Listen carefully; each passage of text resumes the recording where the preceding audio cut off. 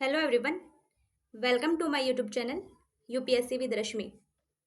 UPPCS 2024 prelims exam के लिए आज से हम एनवायरनमेंट एंड इकोलॉजी, जैसा कि आप स्क्रीन पर देख सकते हैं, पर्यावरण और पारिस्थितिकी का जो घटना चक्र है 2024 का जो न्यू एडिशन है उसे डेली डिस्कस करेंगे। उसकी डिटेल भी डिस्कस करेंगे। हम इसमें से क्वेश्चन आंसर डिटेल में डिस्कस करेंगे और उस क्वेश्चन आंसरों की साथ ही डिटेल भी डिस्कस करेंगे।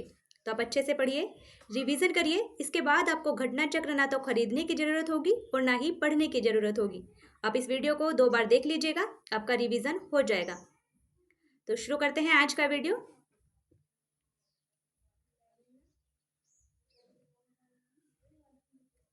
सबसे पहले बात करते हैं कि हम इसमें पढ़ेंगे क्या। जो इकोलॉजी एंड एनवायरनमेंट की जो घटना चक्र है उसमें कुल 11 चैप्टर हैं और इन चैप्टरों के भी सब चैप्टर हैं। जैसे फर्स्ट चैप्टर है हमारा पर्यावरण और सतत विकास, सेकंड चैप्टर है पारिस्थितिकी, थर्ड चैप्टर है जैव विविधता, फोर्थ है हरित गृह प्रभाव यानी ग्रीन हाउस इफेक्ट और जलवायु परिवर्तन, चैप्टर नंबर 5 है ओजोन परत क्षरण, चैप्टर नंबर 6 वन एवं वन्य जीव, चैप्टर नंबर 7 अभ्यारण्य और जैवमंडल रिजर्व यानी वाइल्ड लाइफ सेंचुरीज और बायोस्फीयर रिजर्व, चैप्टर नंबर 8 वैकल्पिक ऊर्जा, चैप्टर नंबर 9 प्रदूषण यानी पोल्यूशन, चैप्टर नंबर 10 जल संरक्षण और चैप्टर नंबर 11 है विविध। तो जो इकोलॉजी एंड एनवायरनमेंट का घटना चक्र है वो कुल 11 चैप्टरों में डिवाइड किया गया है और इन 11 चैप्टरों के भी सब चैप्टर हैं। तो हम इन्हें एक एक करके डिस्कस करेंगे। आज हम डिस्कस करेंगे पर्यावरण और सतत विकास से रिलेटेड जो भी क्वेश्चंस आए हैं, अभी तक पूछे गए हैं, जो भी क्वेश्चंस घटना चक्र में दिए गए हैं, हम उन सभी को डिस्कस करेंगे। तो शुरू करते हैं आज का क्वेश्चन।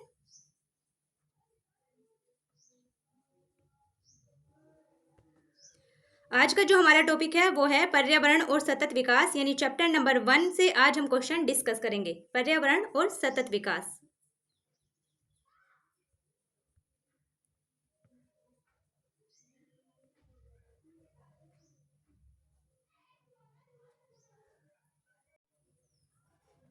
आज का हमारा फर्स्ट क्वेश्चन है पर्यावरण से अभिप्राय है यानी पर्यावरण से क्या अभिप्राय है, पर्यावरण किसे कहते हैं। ऑप्शन है ए भूमि, जल, वायु, पौधों और पशुओं की प्राकृतिक दुनिया जो कि इनके चारों ओर अस्तित्व में है। ऑप्शन नंबर बी उन संपूर्ण दशाओं का योग जो व्यक्ति को एक समय बिंदु पर घेरे हुए होती हैं। ऑप्शन नंबर सी भौतिक, जैविकीय और सांस्कृतिक तत्वों की अंतःक्रियात्मक व्यवस्था जो कि अंतः संबंधित होते हैं। और ऑप्शन नंबर डी उपर्युक्त सभी। तो पर्यावरण किसे कहते हैं, इसका सही आंसर ऑप्शन नंबर डी उपर्युक्त सभी। पर्यावरण से अभिप्राय होता है कि किसी भी जीवित प्राणी के चारों ओर पाए जाने वाले लोग, स्थान, वस्तुएं, प्रकृति, उन सब के योग को हम कहते हैं पर्यावरण। तो पर्यावरण क्या है, यानी वो आवरण जो पृथ्वी को चारों तरफ से घेरे हुए है उसे हम कहते हैं पर्यावरण। भूमि, जल, वायु, पौधों और पशुओं की प्राकृतिक दुनिया जो कि इनके चारों ओर अस्तित्व में है उसे कहते हैं पर्यावरण। उन संपूर्ण दशाओं का योग जो कि व्यक्ति को एक समय बिंदु पर घेरे हुए होती है उसे कहते हैं पर्यावरण। और भौतिक, जैविक और सांस्कृतिक तत्वों की अंतःक्रियात्मक व्यवस्था जो कि अंतः संबंधित होते हैं उसे कहते हैं पर्यावरण। तो पर्यावरण से अभिप्राय है, इसलिए इसका सही आंसर होगा ऑप्शन नंबर डी, यानी एक ऐसा आवरण जो कि पृथ्वी को, जो किसी भी प्राणी को अपने उसके चारों तरफ से घेरे हुए रहता है उसे कहते हैं उसका पर्यावरण। और प्रत्येक प्राणी, प्रत्येक जीव जंतु अपने आसपास के पर्यावरण पर आश्रित होता है, अपने आसपास के पर्यावरण के अनुसार अनुकूलित होता है। इसकी एक्सप्लेनेशन भी देख लेते हैं। एक्सप्लेनेशन है इसकी,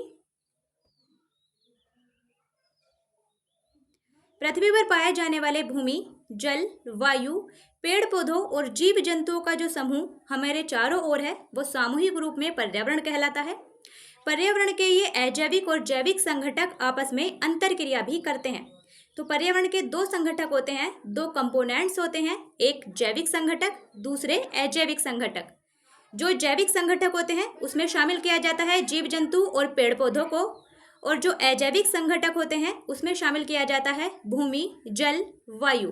ये होते हैं अजैविक संघटक, जबकि पेड़ पौधे और जीव जंतु होते हैं जैविक संघटक।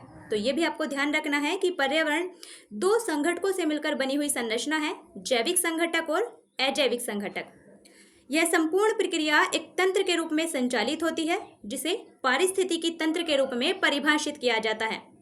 जिस जगह, जिस क्षेत्र में, जिस तंत्र में ये सभी पेड़ पौधे और जीव जंतु और साथ ही पर्यावरण आपस में एक दूसरे को प्रभावित करते हैं, आपस में एक दूसरे से अंतर क्रिया करते हैं, उस तंत्र को ही नाम दिया जाता है पारिस्थितिकी तंत्र।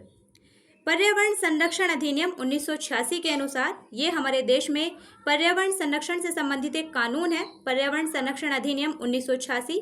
इसके अनुसार पर्यावरण क्या होता है? इसके अनुसार पर्यावरण है किसी जीव के चारों तरफ घिरे भौतिक और जैविक दशाएं और उनके साथ अंतःक्रिया को सम्मिलित करता है। यानी पर्यावरण क्या है? पर्यावरण संरक्षण अधिनियम 1986 के अनुसार पर्यावरण है किसी जीव के चारों तरफ घिरे भौतिक और जैविक दशाएं और उनके साथ अंतःक्रिया, उसे कहते हैं पर्यावरण। अब देखते हैं नेक्स्ट क्वेश्चन। आप इसमें से जो चाहें उसे नोट कर सकते हैं, जो आपको इंपॉर्टेंट लगे आप उसे नोट कर सकते हैं। सिर्फ अभी इसमें इतनी डेफिनेशन याद रखिएगा जरूर कि पृथ्वी पर पाया जाने वाले भूमि, जल, वायु, पेड़ पौधे और जीव जंतुओं का जो समूह हमारे चारों ओर है, उसे हम सामूहिक रूप से कहते हैं पर्यावरण। और पर्यावरण दो घटकों से मिलकर बना है, दो कंपोनेंट से मिलकर बना है, जैविक संघटक और अजैविक संघटक। Next question. नेक्स्ट क्वेश्चन है कि पर्यावरण किससे मिलकर बना है? पर्यावरण किससे बनता है? ऑप्शन है ए जीवीय घटकों से, ऑप्शन बी भू आकृतिक घटकों से, ऑप्शन सी अजैव घटकों से और ऑप्शन डी उपर्युक्त सभी। इसका सही आंसर ऑप्शन नंबर डी, उपर्युक्त सभी। पर्यावरण जीवीय घटकों से, अजैव घटकों से, भू आकृतिक घटकों से, इन सभी से मिलकर बनी हुई संरचना है, इसलिए इसका सही आंसर है ऑप्शन नंबर डी। एक्सप्लेनेशन देखते हैं।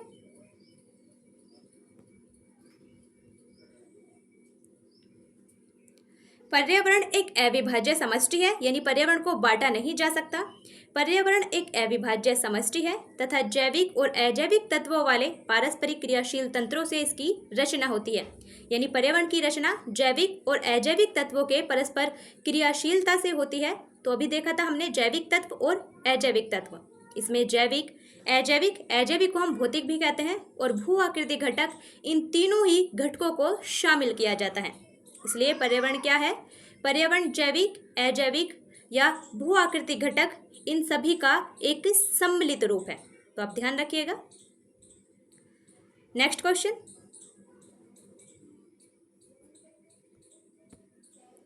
नेक्स्ट क्वेश्चन है हमारा,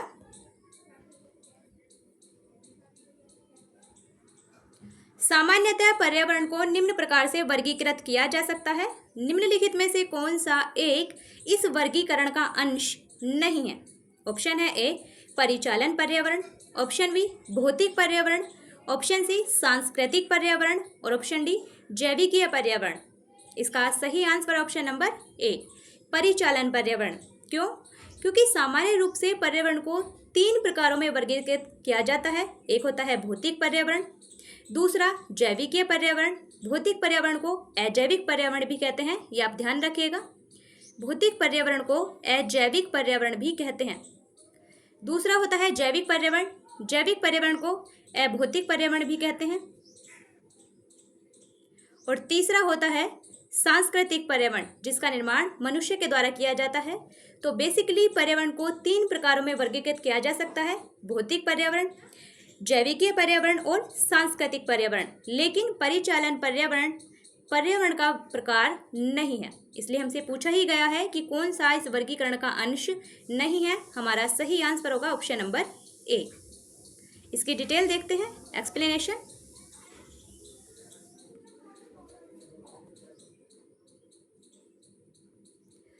एक्सप्लेनेशन है, सामान्यतः पर्यावरण को भौतिक पर्यावरण यानी फिजिकल एनवायरनमेंट, सांस्कृतिक पर्यावरण कल्चरल एनवायरनमेंट और जैविकीय पर्यावरण बायोलॉजिकल एनवायरनमेंट में वर्गीकृत किया जा सकता है।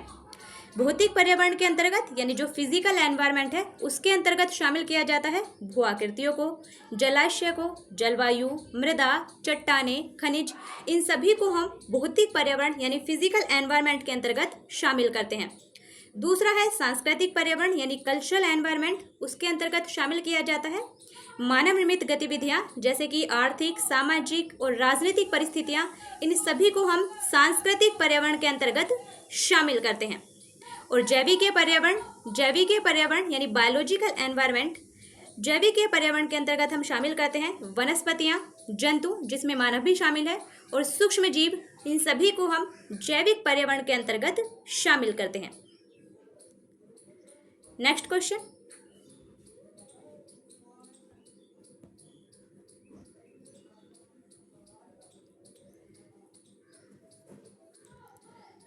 क्वेश्चन, है हमारा, ये क्वेश्चन है पर्यावरण का जो चैप्टर है उसे कई सब चैप्टर में डिवाइड किया गया है। तो जो भी हमने क्वेश्चन डिस्कस किए थे वो उसके चैप्टर नंबर 1 के क्वेश्चन थे, जो था पर्यावरण। दूसरा चैप्टर है इसमें धारणीय विकास किसे कहते हैं, यानी सतत विकास। तो उससे रिलेटेड जो भी क्वेश्चन है अब हम उन्हें डिस्कस करेंगे।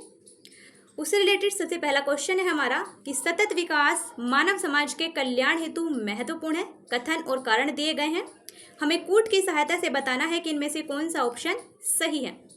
तो कथन है हमारा सतत विकास मानव समाज के कल्याण हेतु महत्वपूर्ण है, तो कथन हमारा बिल्कुल सही है। सतत विकास मानव समाज के कल्याण के लिए महत्वपूर्ण है। क्यों? क्योंकि सतत विकास से अभिप्राय एक ऐसे विकास से है जो कि भावी पीढ़ियों की जरूरतें पूरी करने की योग्यता को प्रभावित किए बिना वर्तमान समय की आवश्यकता पूरी करे, उसे कहते हैं हम सतत विकास। और इसीलिए सतत विकास मानव समाज के कल्याण के लिए महत्वपूर्ण है। तो हमारा सही आंसर है कथन और कारण दोनों ही बिल्कुल सही हैं, और कारण कथन की व्याख्या भी कर रहा है। इसलिए हमारा सही आंसर ऑप्शन नंबर ए, यानी ए और आर दोनों सही हैं और आर ए की सही व्याख्या करता है। सतत विकास किसे कहते हैं? सतत विकास से आशय है एक ऐसा विकास जो कि न केवल वर्तमान पीढ़ी की बल्कि भविष्य की पीढ़ी की आवश्यकताओं को भी ध्यान में रखता है, भविष्य की पीढ़ी की आवश्यकताओं की भी पूर्ति करता है, उसे कहते हैं सतत विकास।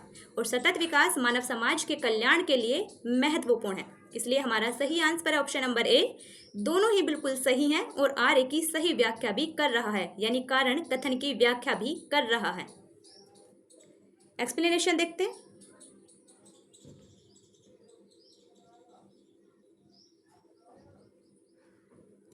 एक्सप्लेनेशन है world commission on environment and development के द्वारा, यानी WCED, world commission on environment and development, इसके द्वारा वर्ष 1987 में एक रिपोर्ट प्रकाशित की गई थी जिसका नाम था अवर कॉमन फ्यूचर, जिसे हम ब्रेटलैंड रिपोर्ट के नाम से भी जानते हैं। तो ये पॉइंट आपको ध्यान रखना है कि world commission on environment and development के द्वारा 1987 में एक रिपोर्ट पेश की गई। उस रिपोर्ट का शीर्षक था, उस रिपोर्ट का नाम था अवर कॉमन फ्यूचर, जिसे हम ब्रेटलैंड रिपोर्ट के नाम से भी जानते हैं। इसके अनुसार यह क्या कहता है कि सतत विकास क्या है? सतत विकास से अभिप्राय ऐसे विकास से है जो कि भावी पीढ़ियों की जरूरतें पूरी करने की योग्यता को प्रभावित किए बिना वर्तमान समय की आवश्यकता पूरी करे। इसका तात्पर्य है कि मानव समाज का सतत भविष्य तभी सुनिश्चित हो सकता है जबकि आर्थिक गतिविधियों और मानव कल्याण के समर्थन हेतु आवश्यक जैव, भौतिक और सामाजिक पारिस्थितिकीय परिस्थितियां पीढ़ी दर पीढ़ी पोषित या संदृढ़ की जा सकें। यानी यह बताने की कोशिश की गई है कि मानव समाज का सतत भविष्य तभी सुनिश्चित हो सकता है जब आर्थिक विकास और पर्यावरण संरक्षण के मध्य एक बैलेंस बनाकर रखा जाए, तभी मानव समाज का सतत भविष्य सुनिश्चित हो सकता है। तो ये पॉइंट आप ध्यान रखिएगा कि world commission on environment and development के द्वारा एक रिपोर्ट प्रकाशित की गई थी 1987 में, जिसका शीर्षक था अवर कॉमन फ्यूचर। उसमें हमें सस्टेनेबल डेवलपमेंट की परिभाषा सबसे पहली बार दिखाई देती है। अब बात करते हैं नेक्स्ट क्वेश्चन की।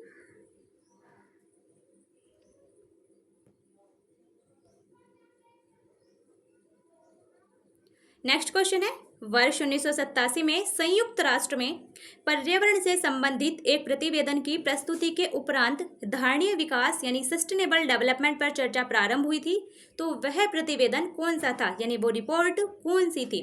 अभी हमने देखा था कि 1987 में world commission on environment and development के द्वारा एक रिपोर्ट प्रकाशित की गई थी 1987 में, जिसके बाद धारणीय विकास यानी सस्टेनेबल डेवलपमेंट पर चर्चा होनी शुरू हुई थी। तो वो कौन सी रिपोर्ट थी? ऑप्शन है ए, जलवायु परिवर्तन पर पहला प्रतिवेदन, option B, our common future, option C, जलवायु परिवर्तन पर दूसरा प्रतिवेदन, और ऑप्शन डी, 5वां मूल्यांकन प्रतिवेदन। इसका सही answer option number B, our common future, जिसे हम ब्रटलैंड रिपोर्ट के नाम से भी जानते हैं, वो रिपोर्ट 1987 में प्रकाशित हुई थी और उसके बाद ही, इस रिपोर्ट के प्रकाशन के बाद ही धारणीय विकास यानी सस्टेनेबल डेवलपमेंट पर चर्चा होनी शुरू हुई थी। नेक्स्ट क्वेश्चन,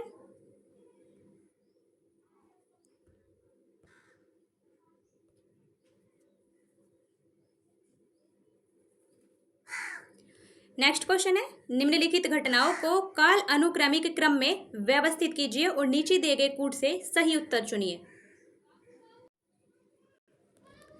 यहाँ कुछ सम्मेलन दिए गए हैं, हमें बताना है कि इनमें से कौन सा सम्मेलन कब हुआ था, उसे हमें सही क्रम में लगाना है।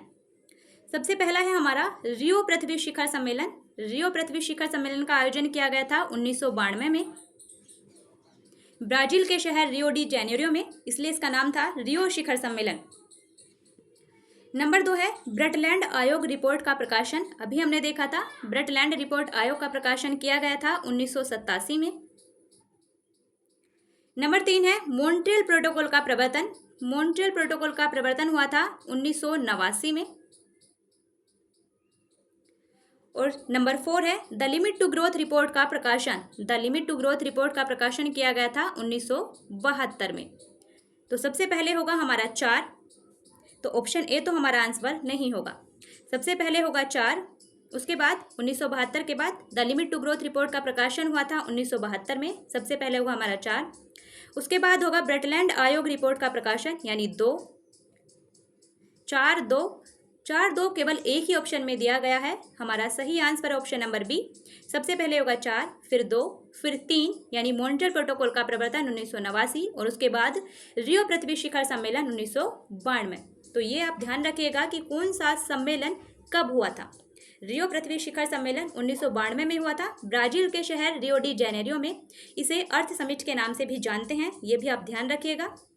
नंबर 2 है ब्रटलैंड आयोग रिपोर्ट का प्रकाशन 1987 में किया गया था, जिसका शीर्षक था अवर कॉमन फ्यूचर। हमने अभी देखा था world commission on environment and development के द्वारा इसका प्रकाशन किया गया था।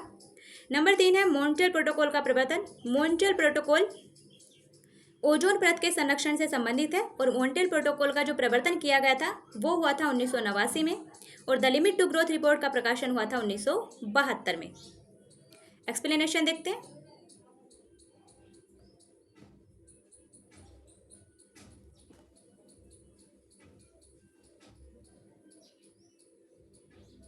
The limit to growth report का प्रकाशन 1972, रियो पृथ्वी शिखर सम्मेलन जून 1992, ब्रटलैंड आयोग रिपोर्ट का प्रकाशन अप्रैल 1987 और मॉन्ट्रियल प्रोटोकॉल का प्रवर्तन जनवरी 1989। नेक्स्ट क्वेश्चन,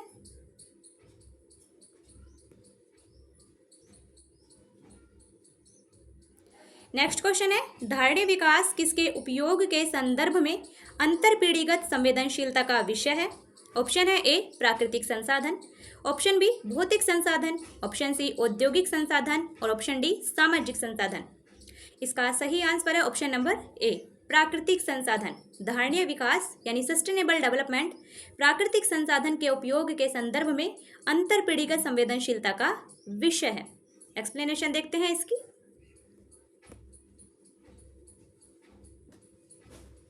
धारणीय विकास विकास की वह अवधारणा है जिसके तहत वर्तमान की आवश्यकताओं के साथ साथ भविष्य की आवश्यकताओं को भी ध्यान में रखा जाता है। धारणीय विकास प्राकृतिक संसाधनों के उपयोग के संदर्भ में अंतरपीढ़ीगत संवेदनशीलता का विषय है। धारणीय विकास का मुख्य उद्देश्य है यह सुनिश्चित करना कि पृथ्वी के प्राकृतिक संसाधनों का न्याय संगत उपयोग हो, संरक्षण हो और उचित प्रबंधन हो। यानी सस्टेनेबल डेवलपमेंट का उद्देश्य है कि पृथ्वी के प्राकृतिक संसाधनों का न्यायपूर्ण रूप से उपयोग किया जाए, उनका उचित संरक्षण और प्रबंधन किया जाए। तो ये पॉइंट आप ध्यान रखिएगा। नेक्स्ट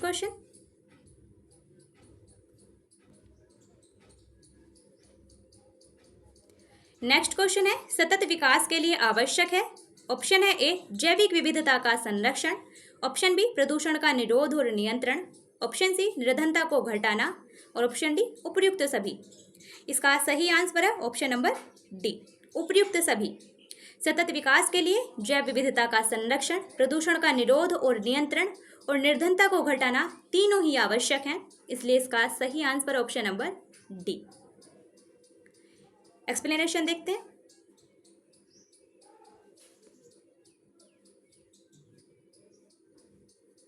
एक्सप्लेनेशन है, सतत विकास के लिए जैविक विविधता का संरक्षण, प्रदूषण का निरोध और नियंत्रण तथा निर्धनता घटाना सभी आवश्यक है। आर्थिक विकास और पर्यावरण सुरक्षा के मध्य एक वांछित संतुलन बनाए रखना ही टिकाऊ विकास या सतत विकास है। यानी सतत विकास क्या है, सस्टेनेबल डेवलपमेंट क्या है, वो है आर्थिक विकास और पर्यावरण संरक्षण के मध्य एक उचित संतुलन बनाकर रखा जाए। आर्थिक विकास भी हो लेकिन साथ ही साथ पर्यावरण का संरक्षण भी किया जाए, उसे ही कहते हैं हम सतत विकास। वर्तमान राजनीतिक परिदृश्य में जो सस्टेनेबल डेवलपमेंट है वो एक भूमंडलीय दृष्टिकोण बन चुका है। टिकाऊ विकास की जो अनिवार्य शर्तें हैं वे सूचनाओं की उपलब्धता पर आधारित होती हैं। नेक्स्ट क्वेश्चन,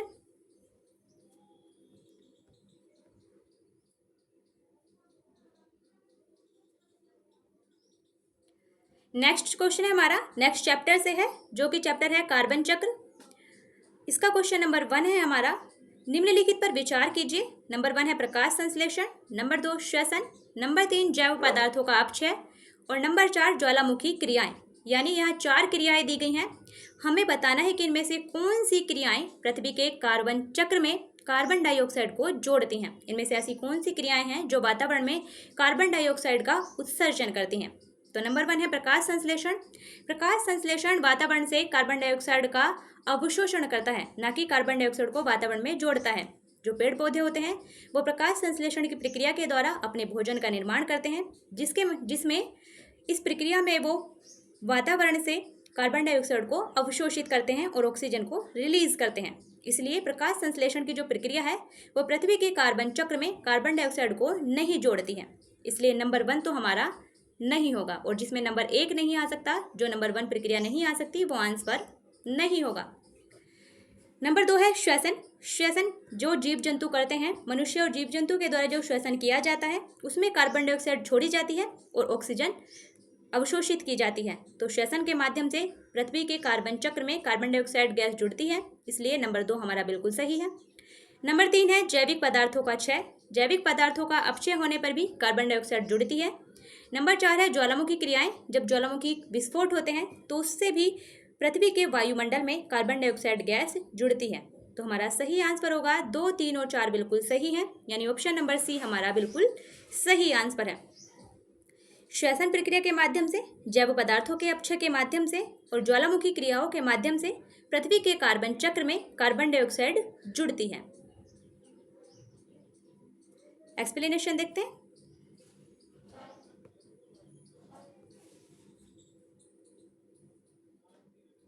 एक्सप्लेनेशन है, पृथ्वी के कार्बन चक्र में कार्बनिक पदार्थों के अपघटन, जीवधारियों के द्वारा श्वसन प्रक्रिया से, ज्वालामुखी क्रियाओं से, जीवाश्म ईंधनों के दहन से, इन सभी प्रक्रियाओं से कार्बन डाइऑक्साइड पहुंचती है। स्वपोषित पौधे प्रकाश संश्लेषण की क्रिया के द्वारा कार्बोहाइड्रेट्स के निर्माण में वायुमंडलीय कार्बन डाइऑक्साइड को ग्रहण करते हैं, ना कि उसे जोड़ते हैं। तो जो पौधे होते हैं वो प्रकाश संश्लेषण की प्रक्रिया में वायुमंडल की जो कार्बन डाइऑक्साइड है उसे अवशोषित करते हैं, ना कि उसे रिलीज करते हैं। नेक्स्ट क्वेश्चन,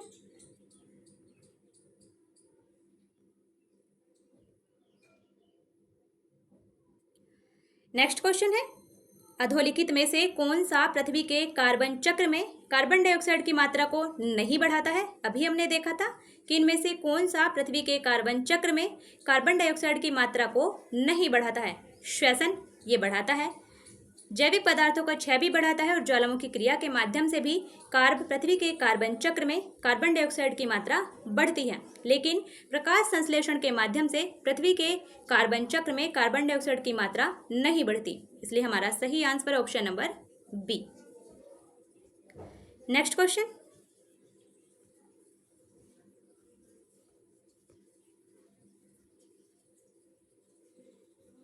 नेक्स्ट क्वेश्चन है, सौर विकिरण की सबसे महत्वपूर्ण भूमिका है।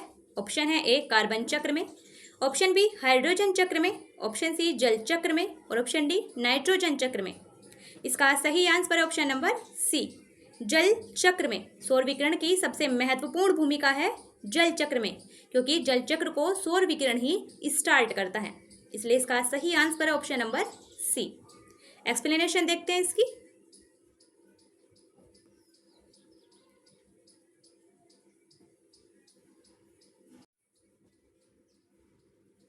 एक्सप्लेनेशन है, जल चक्र में सौर विकिरण की सबसे महत्वपूर्ण भूमिका है, क्योंकि सौर विकिरण जल चक्र को चालित करता है, जल का वाष्पीकरण करता है और सौर विकिरण के द्वारा ही बर्फ का जल में द्रवीकरण होता है। जल चक्र हाइड्रोस्फीयर में जल की विभिन्न गतिविधियों को दर्शाता है। हाइड्रोस्फीयर यानी जल मंडल में जो जल चक्र है वो जल मंडल में जल की विभिन्न गतिविधियों को दर्शाता है।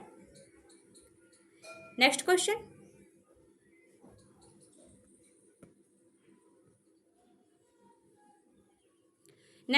है वर्षा की मात्रा निर्भर करती है। ऑप्शन है ए हवा के दबाव पर, ऑप्शन बी वायुमंडल में नमी पर, ऑप्शन सी जल चक्र पर और ऑप्शन डी तापक्रम पर। इसका सही आंसर ऑप्शन नंबर बी, वायुमंडल में नमी पर। जो वर्षा की मात्रा है वो वायुमंडल में नमी पर निर्भर करती है। फिर चाहे किसी भी प्रकार की वर्षा हो, चाहे वो बूंदाबांदी हो, ओलावृष्टि हो, सहिम वृष्टि हो, सभी प्रकार की वर्षा की मात्रा वायुमंडल में नमी पर निर्भर करती है। इसलिए सही answer option number B. Explanation देखते हैं।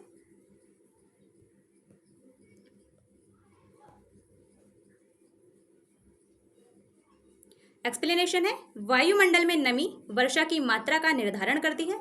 सभी प्रकार की वर्षा की मात्रा जैसे बूंदाबांदी, वर्षा, बर्फबारी, ये सभी वायुमंडल में नमी की मात्रा में बढ़ोतरी से बढ़ जाती हैं। अगर वायुमंडल में नमी की मात्रा में वृद्धि हो जाती है तो वर्षा की मात्रा में भी वृद्धि हो जाती है। नेक्स्ट क्वेश्चन,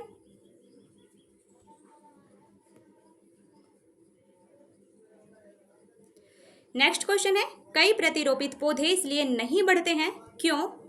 ऑप्शन है ए नई मिट्टी में ईस्ट खनिज पदार्थ नहीं रहते हैं, ऑप्शन बी अधिकांश मूल रोम नई मिट्टी को अधिक सख्ती से जकड़ लेते हैं, ऑप्शन सी प्रतिरोपण के दौरान अधिकांश मूल रोम नष्ट हो जाते हैं और ऑप्शन डी प्रतिरोपण के दौरान पत्तियां क्षतिग्रस्त हो जाती हैं। इसका सही आंसर है ऑप्शन नंबर सी, प्रतिरोपण के दौरान अधिकांश मूल रोम नष्ट हो जाते हैं। कई प्रतिरोपित पौधे यानी जब पौधों का रोपण किया जाता है तो कई प्रतिरोपित पौधे इसलिए नहीं बढ़ पाते हैं क्योंकि प्रतिरोपण के दौरान पौधों के अधिकांश मूल रोम नष्ट हो जाते हैं। एक्सप्लेनेशन देखते हैं।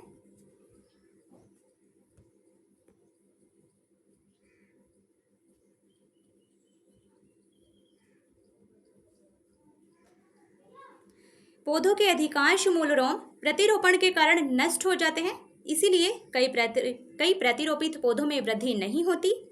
खेतों में उर्वरकों का उपयोग करने पर यानी खेतों में जब फर्टिलाइजर का यूज किया जाता है तो यदि शीघ्र ही अधिक जल से खेतों की सिंचाई नहीं होती है तो मृदा विलयन की सांद्रता बढ़ जाती है, मृदा विलयन की सांद्रता अधिक हो जाती है, जिससे जड़ के मूल रोमों के द्वारा जल का अवशोषण कठिन हो जाता है और जिस कारण से पौधे मुरझा जाते हैं। इसलिए खेतों में फर्टिलाइजर का यूज करने पर शीघ्र ही खेतों की जल से सिंचाई करनी चाहिए, वरना मृदा विलयन की सांद्रता अधिक हो जाती है, जिसके कारण जो जड़ के मूल रोम हैं उनके द्वारा जल का अवशोषण नहीं हो पाता और पौधे मुरझा जाते हैं। नेक्स्ट क्वेश्चन,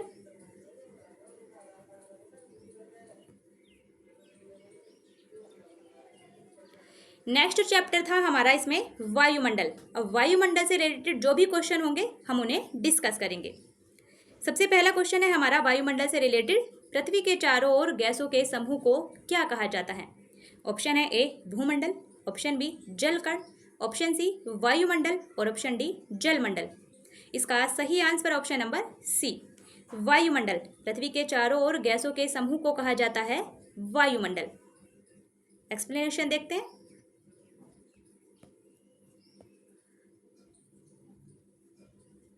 पृथ्वी के परित यानी पृथ्वी के चारों तरफ विद्यमान गैसों यानी वायु के समूह को वायुमंडल कहते हैं और इसमें नाइट्रोजन, ऑक्सीजन, कार्बन डाइऑक्साइड और अन्य गैसें पाई जाती हैं। तो वायुमंडल अनेक गैसों का एक मिश्रण है।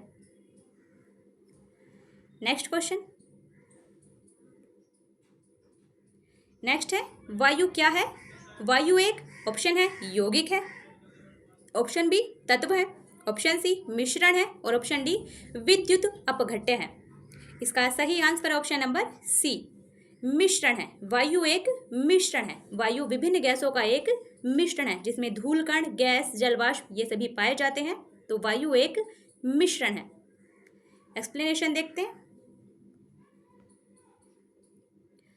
सबसे पहले बताया गया है कि मिश्रण क्या होता है। मिश्रण एक ऐसा पदार्थ होता है जिसमें दो या दो से अधिक तत्व या यौगिक किसी भी अनुपात में साधारण रूप से मिश्रित होते हैं और वायु विभिन्न गैसों का एक मिश्रण है। गैसों का यह मिश्रण वायुमंडल में यानी एटमॉस्फेयर में पाया जाता है। तो मिश्रण क्या होता है? मिश्रण एक ऐसा पदार्थ होता है जिसमें दो या फिर दो से अधिक तत्व या यौगिक किसी भी अनुपात में साधारण रूप से मिश्रित होते हैं। Next question.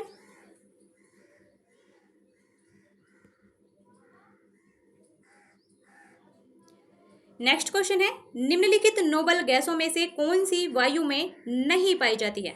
ऑप्शन है A helium, option B argon, option C radon और ऑप्शन डी नियोन। इनमें से कौन सी ऐसी गैस है जो वायु में नहीं पाई जाती है? इसका सही answer option number C radon. Radon gas वायु में नहीं पाई जाती है। शुष्क वायु में इसकी मात्रा बहुत ही नगण्य होती है क्योंकि रेडोन एक रेडियो एक्टिव गैस है। एक्सप्लेनेशन देखते हैं।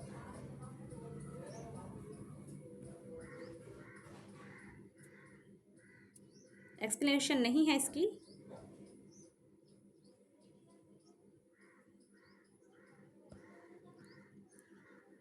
रेडोन गैस शुष्क वायु में नहीं पाई जाती है। सिर्फ इतना ध्यान रखिएगा, इतना ही था कि रेडोन गैस शुष्क वायु में नहीं पाई जाती है, बहुत ही नगण्य मात्रा में होती है क्योंकि रेडोन एक रेडियो एक्टिव गैस है।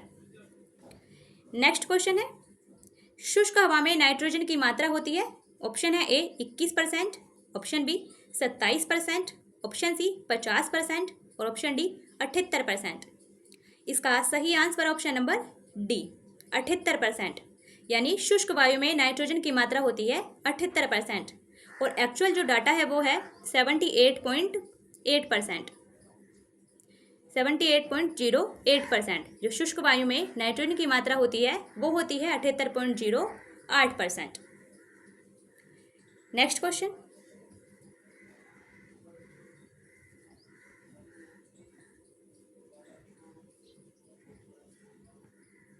पहले इसकी एक्सप्लेनेशन देख लेते हैं। वायुमंडल में nitrogen, oxygen, argon, carbon dioxide, neon, helium ये सभी गैसें उपस्थित रहती हैं और शुष्क वायु में घनत्व के अनुसार सर्वाधिक मात्रा नाइट्रोजन की होती है जो कि है 78.08%। अब देखते हैं नेक्स्ट क्वेश्चन। नेक्स्ट क्वेश्चन भी है कि वातावरण में सर्वाधिक प्रतिशत है। ऑप्शन है ए ऑक्सीजन का, ऑप्शन बी कार्बन डाइऑक्साइड का, ऑप्शन सी नाइट्रोजन का और ऑप्शन डी हाइड्रोजन का। इसका सही आंसर है ऑप्शन नंबर सी नाइट्रोजन का। वातावरण में सर्वाधिक प्रतिशत होता है नाइट्रोजन गैस का 78.08%। Next question.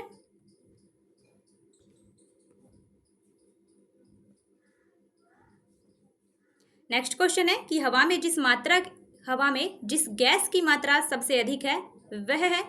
ऑप्शन है A hydrogen, option B carbon dioxide, option C oxygen और ऑप्शन डी नाइट्रोजन। इसका सही answer option number D nitrogen. हवा में नाइट्रोजन गैस की मात्रा सबसे अधिक है 78.08%। ये क्वेश्चन कई बार रिपीट हो चुके हैं इसलिए आप इसे ध्यान रखिएगा।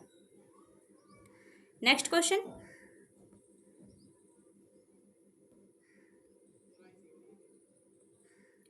नेक्स्ट क्वेश्चन है, यदि पृथ्वी पर पाई जाने वाली वनस्पतियां यानी पेड़ पौधे समाप्त हो जाएं तो किस गैस की कमी हो जाएगी? ऑप्शन है ए कार्बन डाइऑक्साइड,